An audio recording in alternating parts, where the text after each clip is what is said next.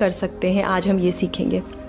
उससे पहले ये बताना बहुत ज़रूरी है कि स्वर विज्ञान एक ऐसा विज्ञान है, अगर हम इसे अपनी रोज़मर्रा की ज़िंदगी में इस्तेमाल करें तो हम अपनी आर्थिक, सामाजिक, शारीरिक और मानसिक सारी कठिनाइयों से मुक्त हो सकते हैं। पर उससे पहले ये जानना बहुत ज़रूरी है कि ये विज्ञान कहाँ से आया। ये विज्ञान महादेव ने माँ पार्वती को दिया था, जिसका उल्लेख हमें शिव सर्वोदय में मिलता है, जो कि माँ पार्वती और भोलेनाथ के बीच का एक संवाद है। अगर आप इसके बारे में और जानकारी लेना चाहते हैं तो आप इस पुस्तक को पढ़ सकते हैं, जिसका नाम है शिव सर्वोदय। अब बात करते हैं कि स्वर क्या है। जो हमारी सांसें हैं, जो हमारे अंदर बह रही हैं, वो ही हमारा स्वर है।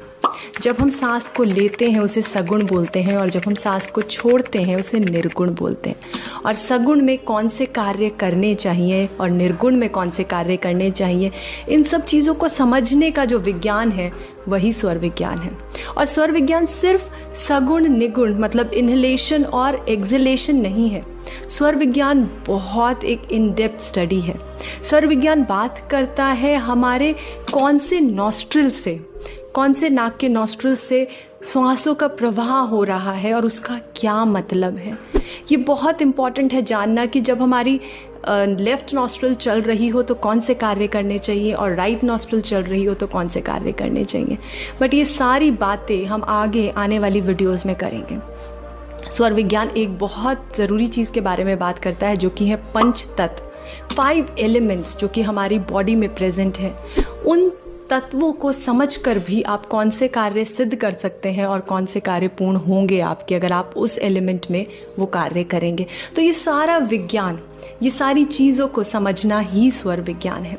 पर आज की वीडियो में हम बात करेंगे अपनी किसी भी इच्छा को मनोवांचित करने का, मतलब अपनी कोई भी डिज़ायर को आप कैसे पूर्ण कर सकते हैं। आज की वीडियो में हम वो समझेंगे, उसकी विधि समझेंगे।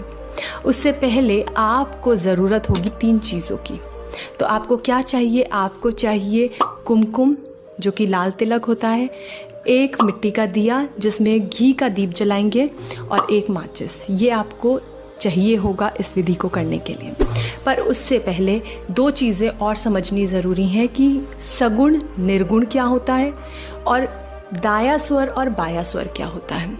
सबसे पहले सगुण होता है जब भी हम सांस लेते हैं, उसको सगुण कहते हैं। इनहेलेशन सगुण है। तो सारे के सारे कार्य